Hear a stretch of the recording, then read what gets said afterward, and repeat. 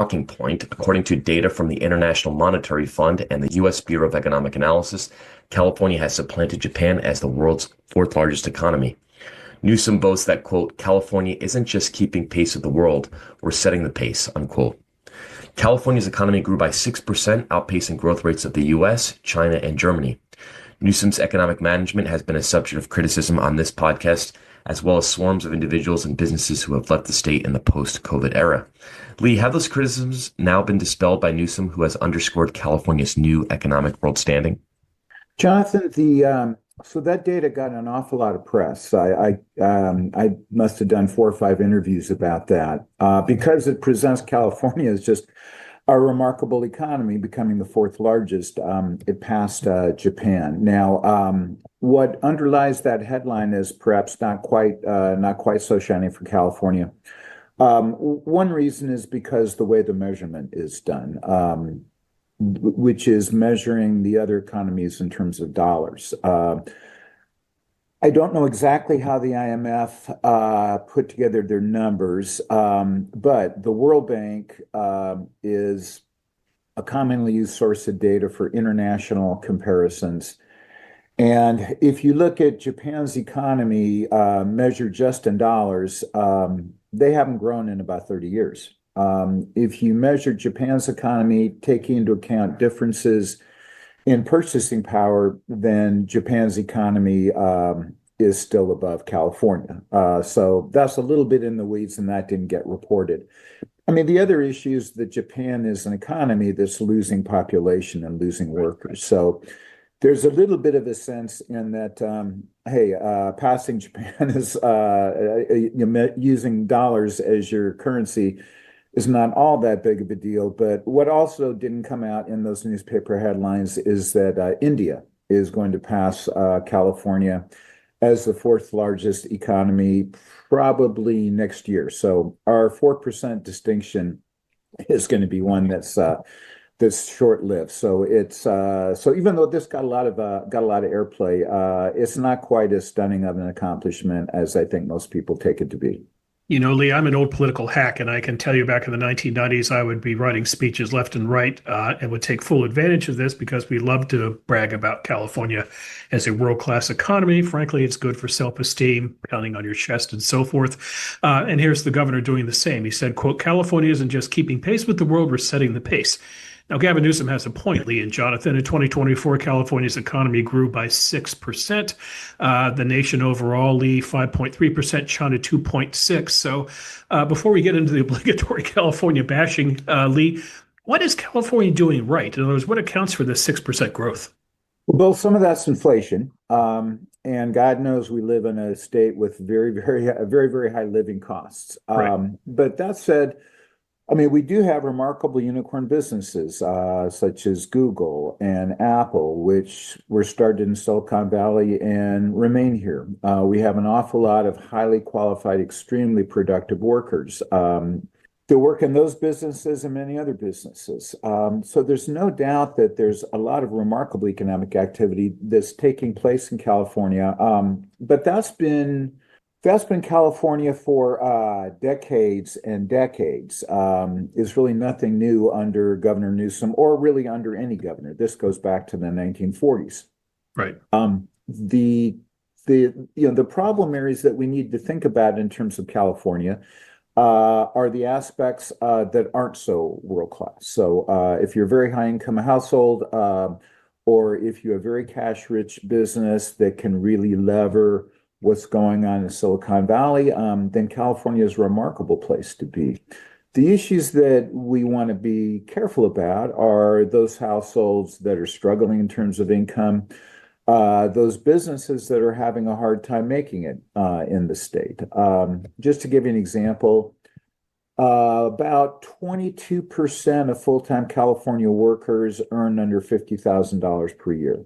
So we can just pause for a moment and think about how easy is it to live in California with a salary of $50,000. And if we go to the household level, about 26% of California households have 50,000 or under of earned income.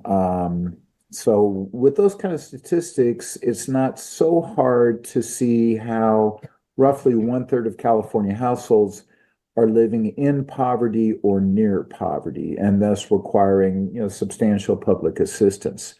So California is a little bit of a have versus have not economy.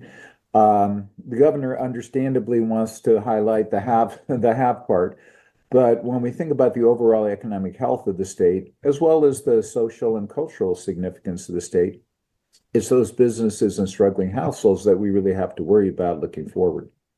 Yeah, the best term for California's economy, I probably stole it from one of our brilliant economists here at Hoover, it was described to me, Lee, as a barbell economy. A barbell in that it's heavily weighted at two ends, poor and rich, and it's awfully thin in the middle becomes the middle class. But let me throw this question at you, Lee. So talking about size and the fourth largest economy in the world, for Newsom and really his fellow Democrats, really like to use this really as kind of a defense mechanism. In this regard. In fact, here's the governor. He likes to talk about how California is number one in all sorts of stats: venture capital, manufacturing, high tech, and agriculture, the ones he cites out. So, Lee, let's talk about the flip side of the coin. If Newsom is going to praise business starts, venture capital, manufacturing, high tech, and agriculture, that's 5 items. Give us 3 or 4 or 5 items that you think go on the reverse side of that as problems. And I'm going to probably give you 2 right now, which are housing and cost of living. Absolutely. The median price of a California home, I believe, is around $880,000. Mm-hmm. Only, I think, 15 or 16% of California households can afford that house under industry standard conditions, and that affordability statistic, which is 15 or 16%, presumes the household has 20% cash to be able to qualify for an 80% down payment, 80% loan, 20% down payment mortgage.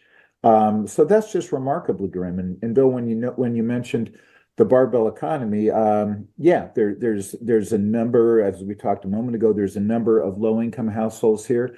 There's a number of very, very high-income households here. And then within the middle, we're losing that part of the distribution, which is really important because that means we're losing a large part of the tax base. I'll just give an example. A couple months ago, I went to see my internist.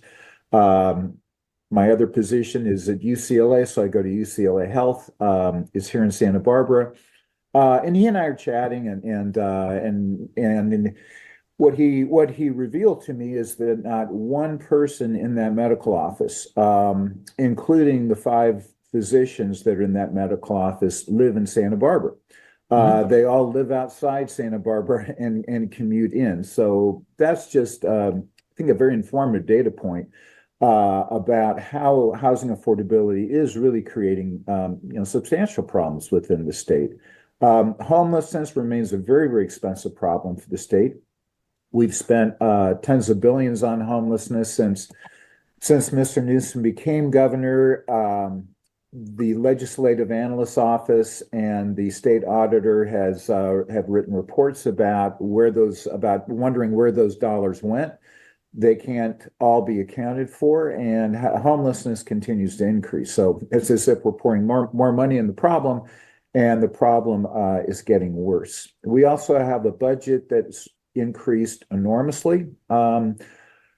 Since the governor took office, probably about a 60% increase since 2019, and yet we still face substantial infrastructure problems, including an awful lot of deferred maintenance for our roads and for water storage, water conveyance, which not only is not doing right for California residents, but it also presents substantial public health risks, such as a few years ago when the Oroville Dam failed, after it was revealed for a long, long time that there were deficiencies and cracks on that dam. So those are some of the challenges that are facing the California economy, and they're ones that tend to get swept under the rug when California politicians talk about just how remarkable the state is.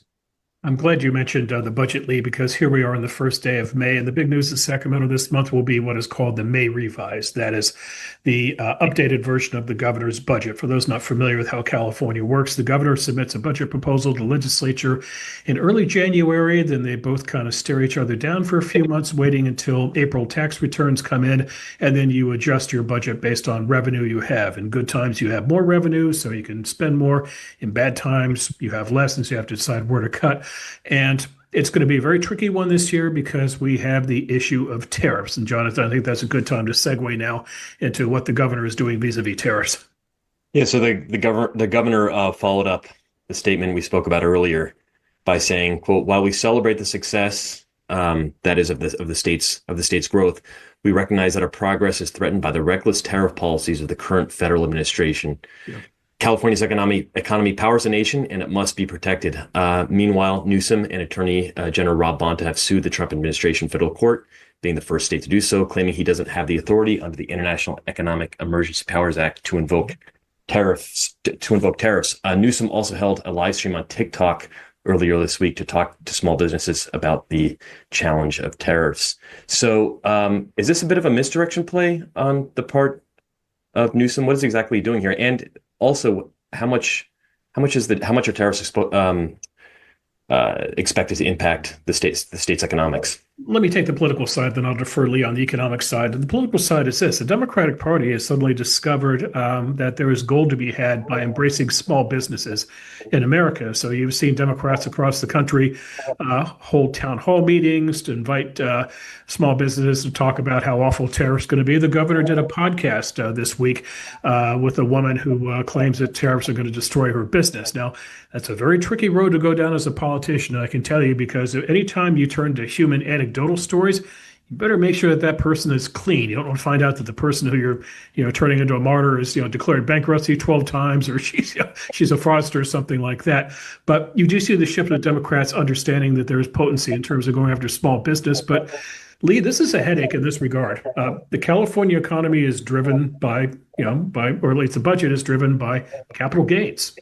What happens in terms of taxes and in terms of stock sales, but also what happens in terms of real estate.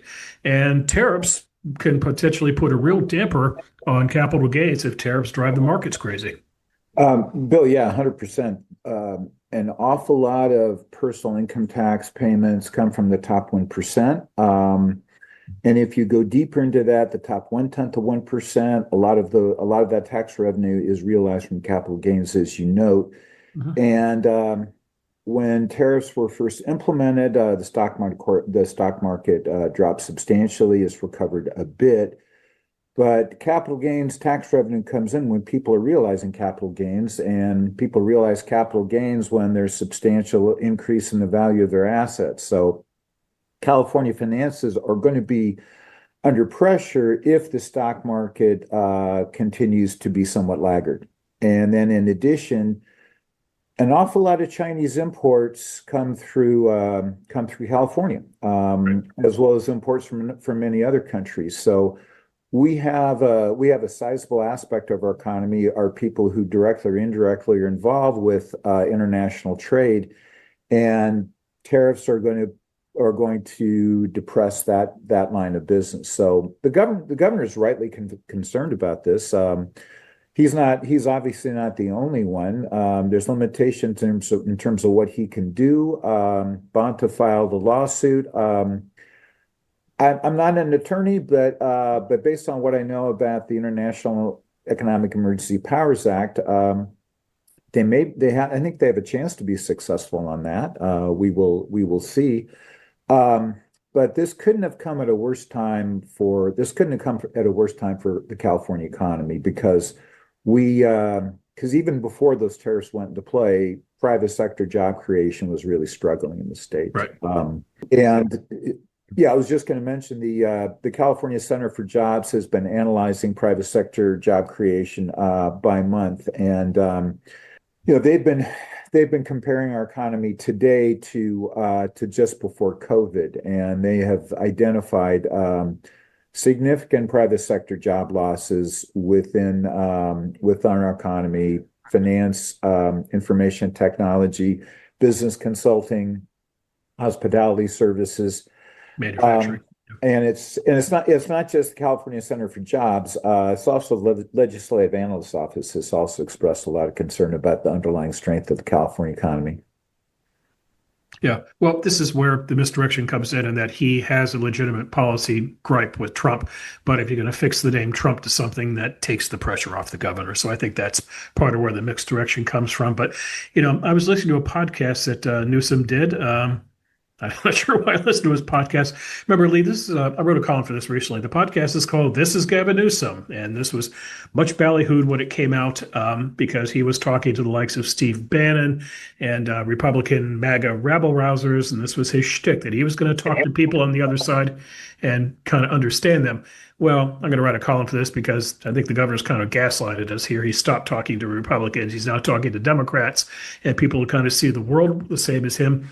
But what's interesting is that he did one recently with Ezra Klein. He is the co-author of the book Abundance, and this talks about blue state management and YIMBYism and NIMBYism. And what's interesting is you look during this, and Newsom is talking about how, sure, we have NIMBY problems in California, and go ahead and pick on San Francisco if you like.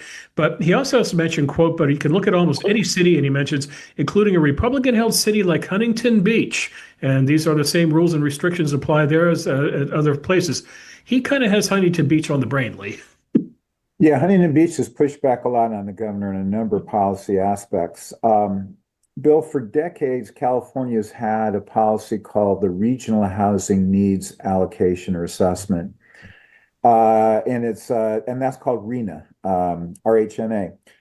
And what essentially happens in a nutshell is that the housing development people in Sacramento tell counties how much housing to build, and then local government within those counties tells particular cities and unincorporated areas how much housing to build. If you think about how successful this has been, before we had RHNA, before we had all the housing regulations that have been in place in California for so long, California had no problem whatsoever building affordable housing. Even during the period of time in roughly the 30 years in which the state population came close to tripling. Right. The average, the median price of a California home relative to the rest of the country didn't really change much. It's only been this period of remarkably high regulation that this has happened. And so Huntington Beach is a Republican area. They have been pushing back on the requirement to build, quote, affordable housing in their city. And I can understand why they push back. Affordable housing, which is related to what the state of California wants, can cost up to $1 million a unit. The people who occupy that housing in no way can afford the market price of that. And there's a legitimate interest here regarding local control versus state control. So I think there's much better ways to expand California housing affordability than what the state's been doing for these 4 decades. But Huntington Beach is indeed an easy punching bag for the governor. They take turns filing lawsuits against each other. There's a more productive route. And I think it relies in just an entirely different approach to thinking about affordable housing, going back to what worked before so many regulations were in place. Mm-hmm. Gentlemen, let's continue on in the sphere of local politics. Lee, in your latest column for California on Your Mind, you analyze the outcome of the 2022 Los Angeles mayoral race, asking, quote, so why did Obama, Clinton, Biden, Sanders, Harris, and Warren all pick the Democrat, Karen Bass, without CEO experience to manage the city of Los Angeles over the one who did have CEO experience, Rick Caruso, unquote? Your answer, Lee, quote, because Caruso was not part of the party faithful, unquote. You conclude, quote, Caruso is indeed the opposite of this failed status quo. The city may be remarkably different today if he had been elected, unquote. Lee, how do you think that in just 3 years, Caruso would have turned everything around in the city of Los Angeles?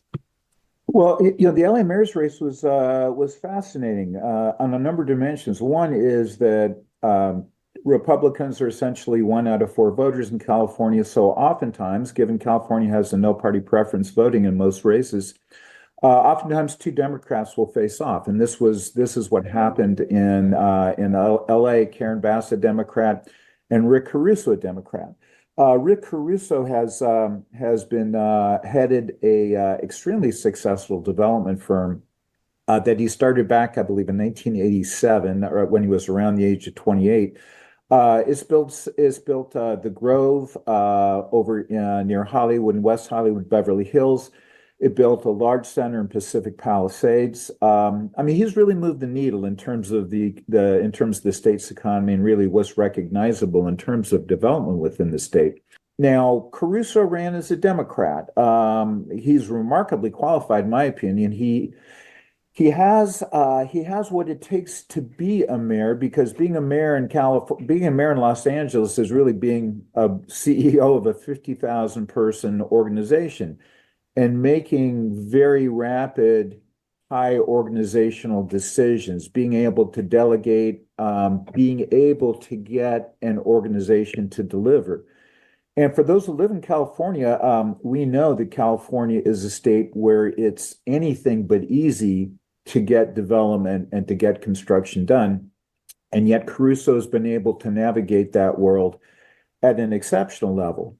So Caruso is a recent Democrat.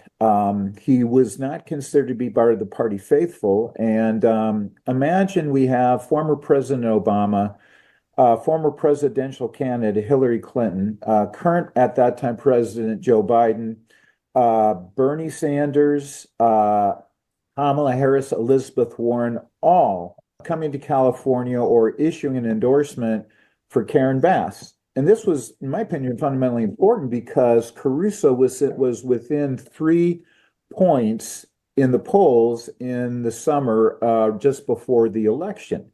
So Bass ended up winning. She got about 53% of the vote. And Jonathan, when you ask how could Caruso have made such a big difference?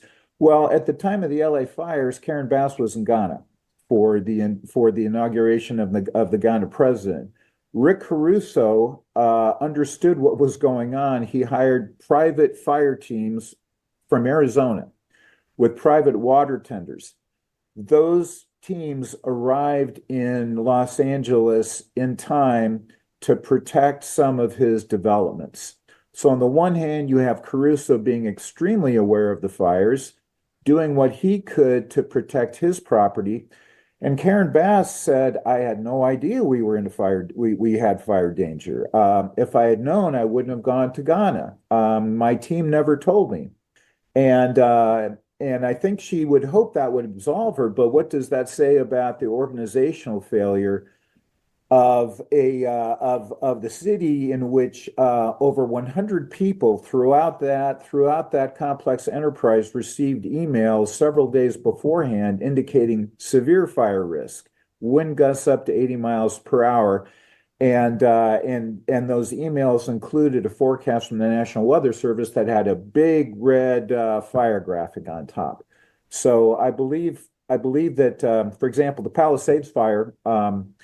You have 10 additional fire trucks and a few crews stationed in the Palisades. I think that fire would have been contained promptly, and we could have avoided over $200 billion worth of damage. So, in my opinion, I think things would have been very different. And in the column that ran yesterday, what I closed by saying is that I wonder how former President Obama and former presidential candidate Clinton and others feel about their endorsement, given that I think Karen Bass is a wonderful person. I think she really cares about California, but she is not a CEO. And that's what Los Angeles needed in early January to protect itself, and we didn't get that. I don't want to diminish the great city of Los Angeles, Lee, but I've got to believe that the former presidents have kind of bigger fish to fry right now, which is the overall state of their party. You're talking about a Democratic Party nationally that its approval rating is anywhere from about 25 to 38%, depending on whose poll you're reading. But it was interesting, Lee. I would note that mayor's races in San Francisco, California's other super city, are historically been very different animals in this regard from Los Angeles. You saw in the 90s and early 2000s that it came down to choices between two people who were not conservative, but one candidate represented the mainstream, if you will, at least as far as local business interests saw them, versus somebody who was a radical departure. And you saw this with the election of Willie Brown in 1999. I'm not sure you guys were with Hoover at that time, but I remember George Shultz going up to endorse Willie Brown. It's kind of a funny event. He went into the west end of San Francisco, which is kind of the Republican pocket, and gave his endorsement that I think kind of got out of there and maybe burned his shoes afterwards, because I think it's the only time in his life that George Shultz endorsed a Democrat. And if you're asking why, I think it's because his wife, Charlotte Shultz, was the city's chief of protocol. And so anyway, she knew Willie. She liked Willie. In 2003, Gavin Newsom. He runs for mayor of San Francisco. He's up against a Green Party candidate, Matt Gonzalez. Local business comes to the conclusion, yeeks, the city's going to fall apart if this guy Gonzalez wins. They get behind Newsom. Now, Newsom was a different creature back in the early 2000s. He was much more kind of business friendly than he sounds now. But Lee, you talk about endorsements here and why Caruso didn't get endorsed. Gavin Newsom did not endorse in that race. Why? Well, easy out. Democratic governor can say, I don't endorse the Democratic primaries. And historically, governors have not done that. Presidents have not done that as well. But there also was a very personal connection in that Caruso's consultants were also Newsom consultants. And oftentimes you have to look behind the scene and see who's consulting whom to kind of find out how these things move. But I want to briefly segue into something that happened in California last night, which ties in the idea of endorsements. And that is, as we're talking about, the mayor's race in 2026, there's also, oh, by the way, a governor's race. And the would-be frontrunner for the governor's race in 2026 is Kamala Harris.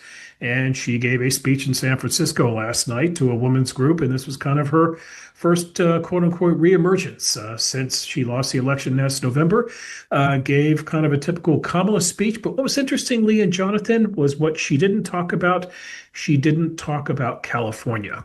Eleni Kounalakis, lieutenant governor who's running for governor, she was in the audience. She must have loved what she didn't hear. Katie Porter, the former congresswoman who ran for the Senate last year and lost, she's also a gubernatorial candidate. She was there. So if we are going to overreact to Kamala's speech and think at this moment that, well, she didn't talk about California, there's a tell that she's not going to run for governor. The question then would be, Lee and Jonathan, is she going to endorse somebody? And in her case, endorsements do matter because she might sway some votes, but she could also push a lot of money to some candidate. Yeah, Billy, it's interesting. I just don't see what the payoff to her would be for running. I think in terms of her skill set, I don't think it's a good match for the job. It's a policy-heavy job. It's a state that is behind the eight ball in a number of areas. So I don't think it would be in either party's interest for that. But I agree with you. I think she could do an awful lot regarding an endorsement because many people are either running or potentially running. And there's not really a whole lot of name recognition out there in terms of voters. Porter, of course, is known, but Eleni Kounalakis has been lieutenant governor, but she's been a relatively quiet lieutenant governor, doesn't get a lot of press. So yeah, so we'll see. I think she could really move the needle in terms of how that evolves. But it is interesting, Bill. Do you think?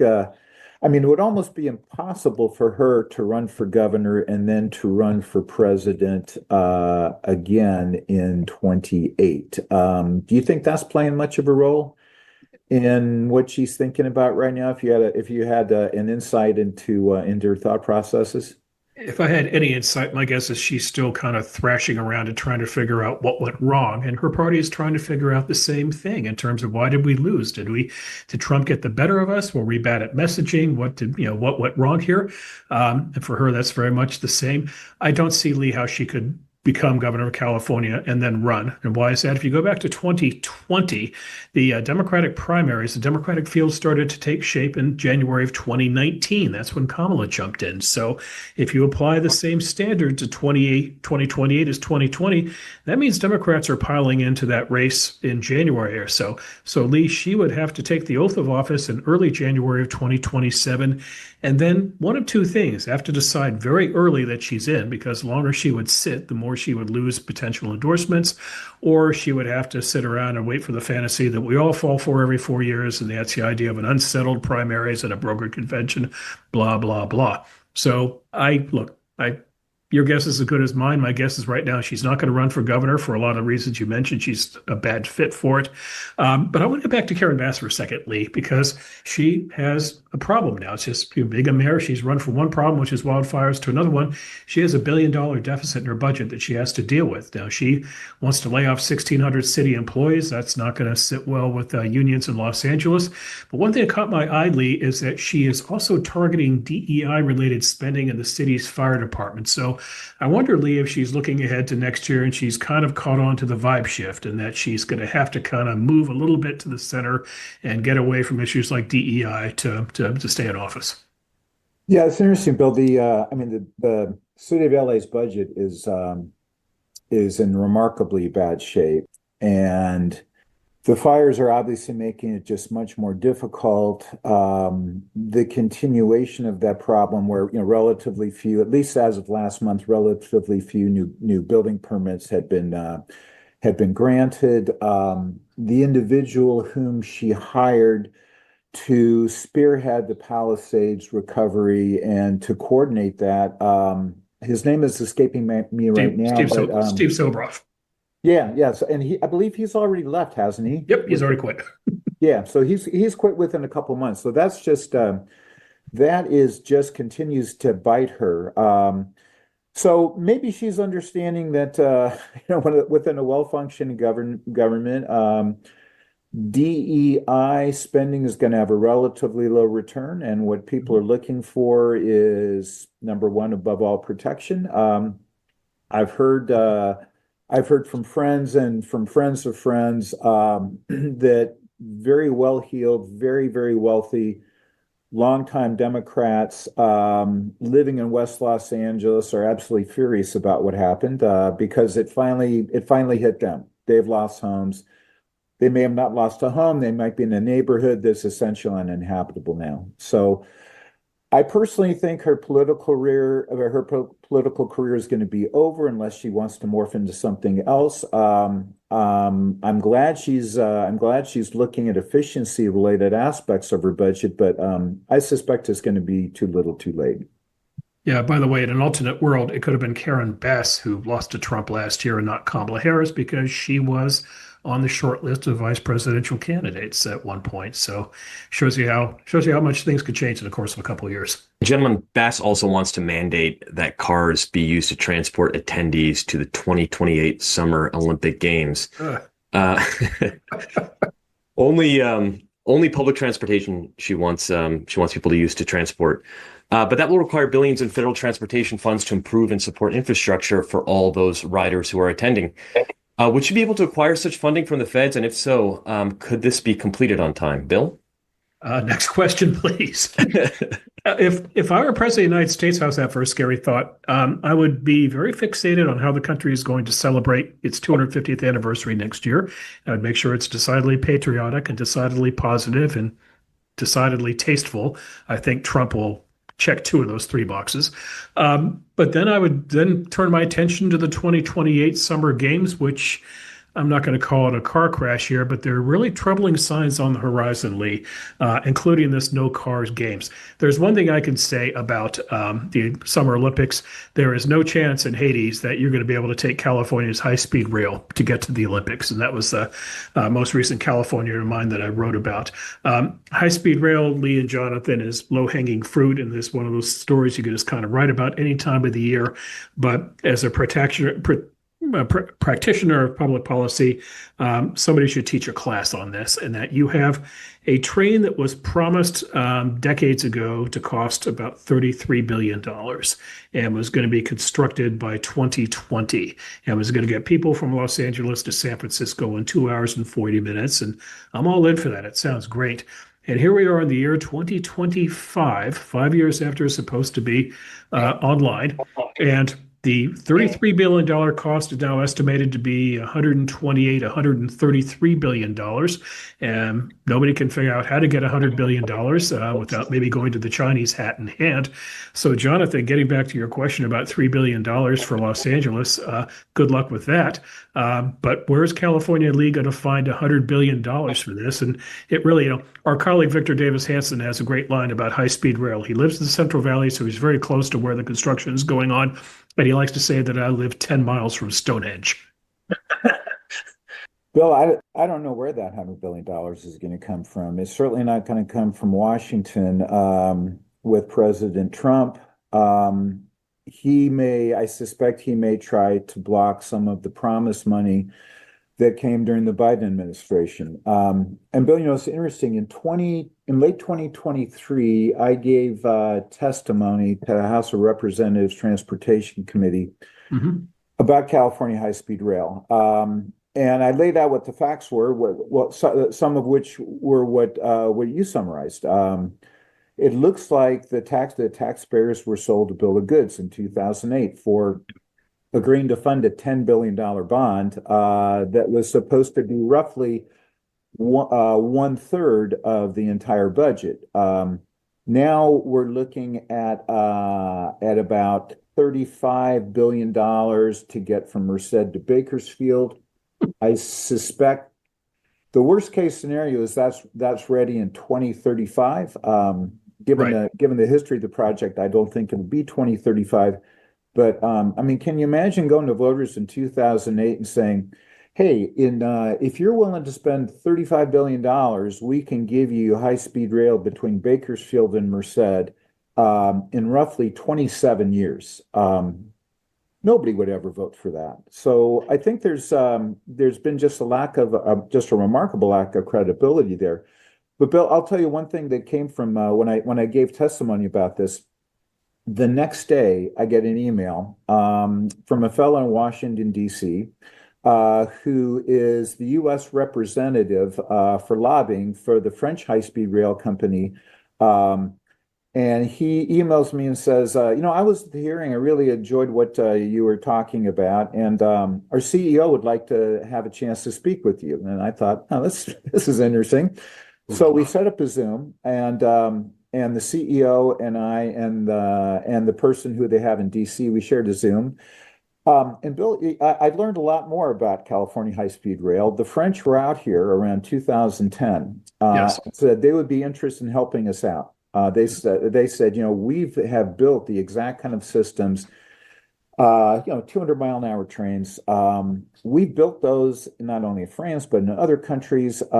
We'd be happy to help. And so they had their people here in California for a while, and weeks go by, months go by, and finally they just pulled the plug. And in an interview, the company said, we're taking not to sound like LeBron James, but we're taking our talents to Morocco because Morocco is a less dysfunctional governance situation than California. Bill, it's interesting. What they told me is, and I don't think this is a secret in any way, that they said, you know what, building the kind of railway system that California wants has never been done before in the U.S. You simply don't have any systems traveling at this speed. And it's a totally different ballgame building what you envision versus building, say, the fastest trains for Amtrak. And he said, you simply have no idea what you're doing. And I suspect he is 100% right about that, because this has just been an unmitigated disaster. And it is obviously an easy talking point for those who are critical of California, for the Republican Party. And it's interesting, the governor was somewhat skeptical when he first talked about this back, was it 2019 or 2020 when he first talked about it, Bill, and talked about really scaling it back? He comes into office in 2019, actually, Lee. In his first State of the State address, he says the way it's set up right now, it's not going to work. And all of a sudden, all heck breaks loose in Sacramento. It's, oh my God, Gavin Newsom opposes high-speed rail.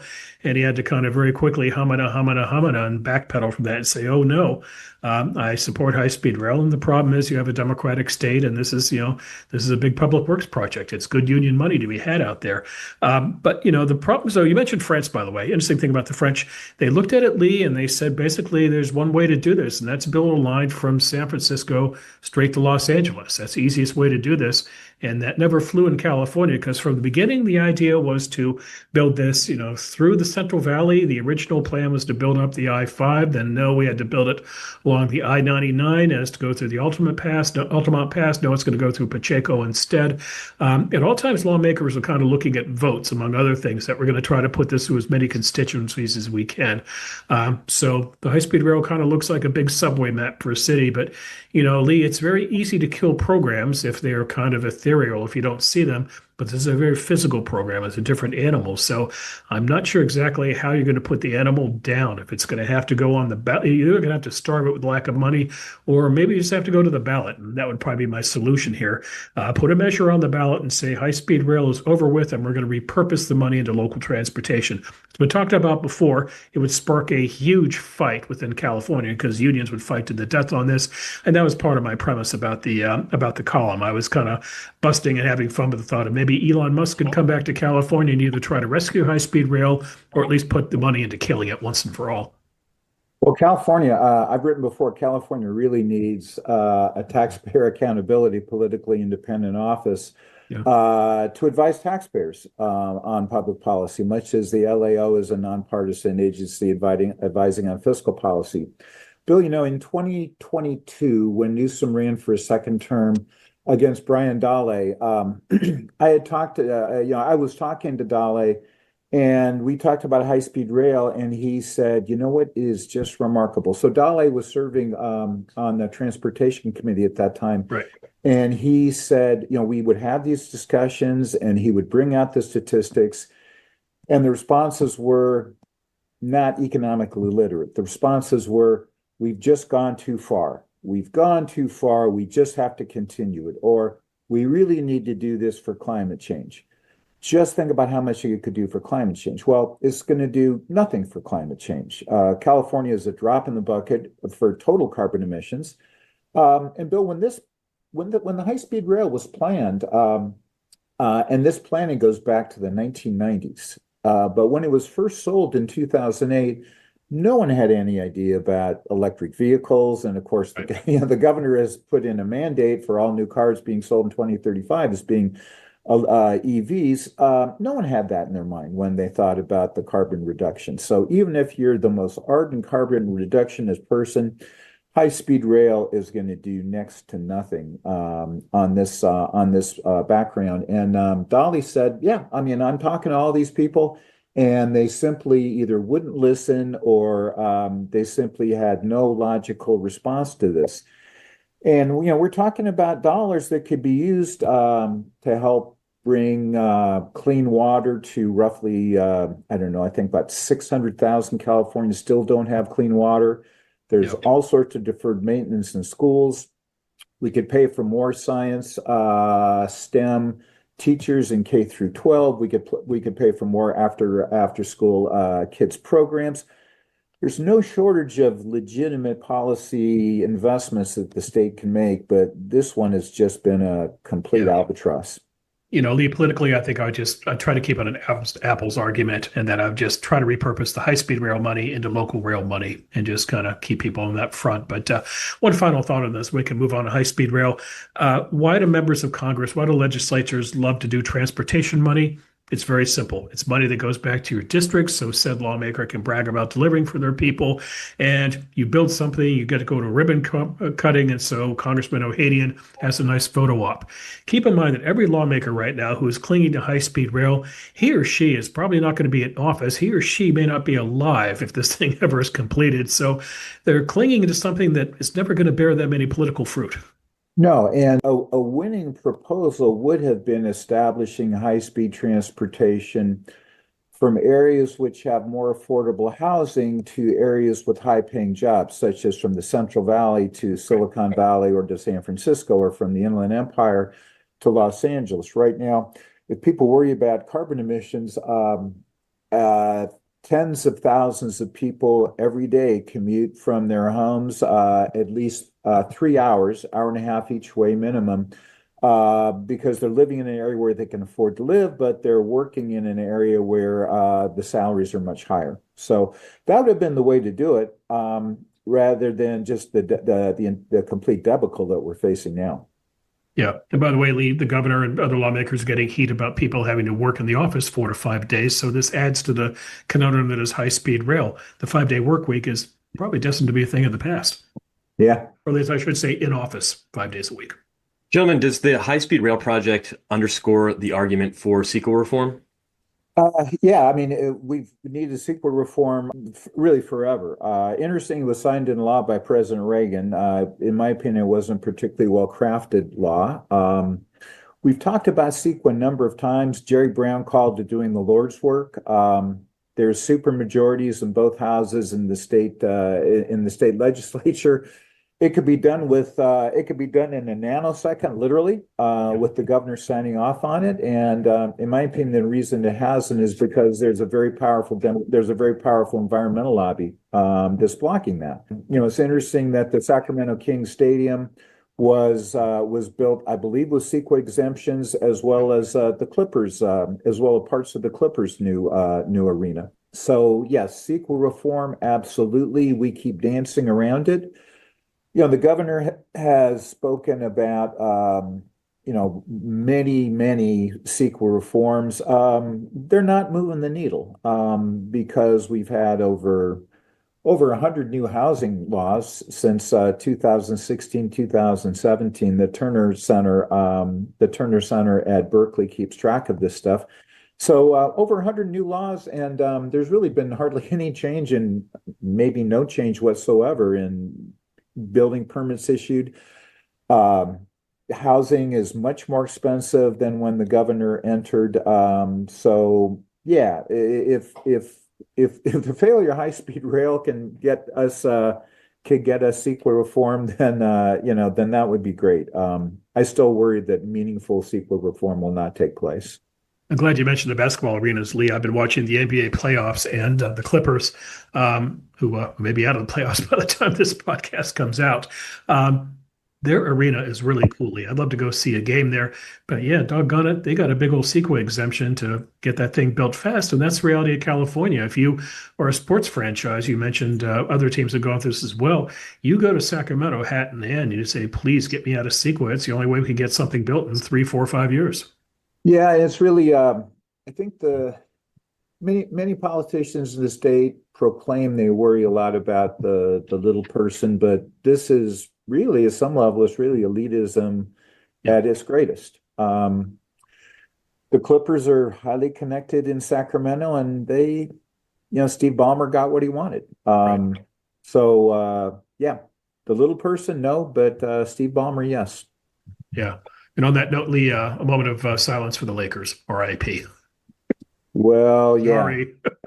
My son and I were talking about that last night. For basketball, I don't know where the Lakers go from here. They have two extremely high-priced superstars, and they have a coach who, in my amateur basketball opinion, I tried to play college basketball, but I wasn't good enough. A rookie coach with no real coaching experience who fielded a team with no center. And interestingly enough, the center for Minnesota, they had 27 points and 24 rebounds, literally keel type of stat sheet because there was no one really, I think, 6 inches for the. He is his name is Rudy Gobert, and he is French, and he has one of the great nicknames in basketball, which is the Stifle Tower, which is a great nickname. But you know who the Lakers needed? They needed Shaq. They need a center. They need a center, but Shaq is actually going up to Sacramento, not staying in his the place of his Lakers. Is he running for office, Jonathan? What's going on? No, he's not. He's not running for governor or senator. He's not running for. He's not going to compete with Eleni Kounalakis or Kamala Harris for the governor's role.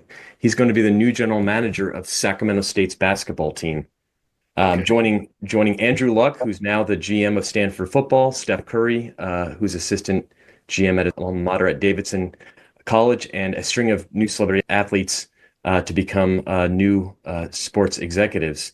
Gentlemen, just sort of a fun way to conclude this podcast. Who would you choose to help with the management? Which former athlete / sports executive would you choose for the management of California government? I know who I would choose, and that would be Buster Posey. It's perfect because he's turned around the San Francisco Giants. He's from a liberal city, so that would allow him to easily triangulate and figure out the policy mess in California. Bill? Okay, the Giants are off to a good start, Jonathan, but get back to me about 80 games. We'll see where they stand. Okay, Posey's a good choice. He's a nice guy. My choice is going to be Shaq's sidekick on the NBA post games, and that's Charles Barkley, who has a bit of a political connection in that for years, Barkley was talked about running for governor of Alabama. He is from Alabama. He went to college at Auburn, and at one point he was linked to Republicans. And so he was kind of a great hope for Republicans in Alabama. We'll run Chuck. I picked Barkley simply because Barkley has no filter. He loves to call people knuckleheads, and I'd love to have him just in Sacramento and have lawmaker after lawmaker come up to him with a spending bill and just have him say, "Get that out of my face, you knucklehead." Yeah, I love Posey and Barkley. Barkley was, I think Barkley at one time was a Democrat, but it's interesting. He has a quote that goes something like, poor people in the South have been voting for Democrats for the last 50 years and they're still poor. He has a quote something like that. Posey and Barkley are great names.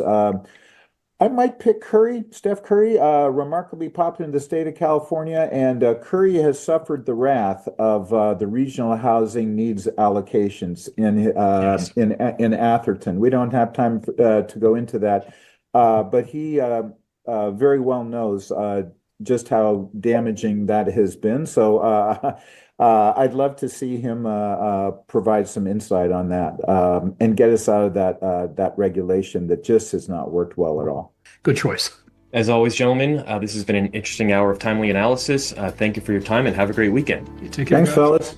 You have been listening to Matters of Policy and Politics, the Hoover Institution podcast devoted to governance and balance of power here in America and around the free world. Please don't forget to rate, review, and subscribe to this podcast wherever you might hear it. If you don't mind, please spread the word. Get your friends to have a listen. The Hoover Institution has Facebook, Instagram, and X feeds. Our X handle is @HooverInst. That's @HooverInst. Bill Whalen is on X. His handle is @BillWhalenCA. And Leo Hanian is also on X. His handle is @Lee_Hanian. Please visit the Hoover website at hoover.org and sign up for the Hoover Daily Report, where you can access the latest scholarship and analysis from our fellows. Also, check out California on Your Mind, where Bill Whalen and Leo Hanian write every week. Again, this is Jonathan Mervoides sitting in Bill Whalen's chair this week. He'll be back for another episode of Matters of Policy and Politics. Thank you for listening. This podcast is a production of the Hoover Institution, where we generate and promote ideas advancing freedom. For more information about our work, to hear more of our podcasts, or view our video content, please visit hoover.org.